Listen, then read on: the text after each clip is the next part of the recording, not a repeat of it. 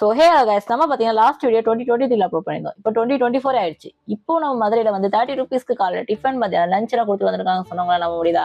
ஆமாங்க, உண்மையிலே ஒரு கடையில் அந்த மாதிரிலாம் தந்துட்டு இருக்காங்க. ஸோ அந்த கடையோட பேர் அட்ரஸ்லாம் பார்க்க முடியாது, அவங்க என்னென்ன ஆஃபர் பண்ணுறாங்கிறத பார்த்துடலாம். இவங்க பார்த்தீங்கன்னா காலையில் இட்லி 4, தோசை, பூரி, பொங்கல், 3 மினி தோசை எல்லாமே வந்து 30 rupeesக்கும், மதியம் வந்து புளியோதரை, தை சாதம், லெமன் சாதம், தக்காளி சாதம், வெஜ் பிரியாணி இதெல்லாம் வந்து 30 rupeesக்கு கொடுத்து வந்துட்டு இருக்காங்க.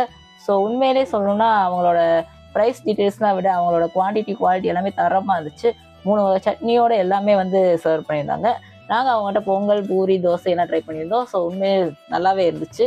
மறக்காமல் அந்த சைடு போனீங்கனாலும், இல்லை மதுரை இருக்கீங்கனாலும், மதுரைக்கு வந்தாலும் அந்த சைடு போனீங்கன்னா ட்ரை பண்ணி பாருங்கள்.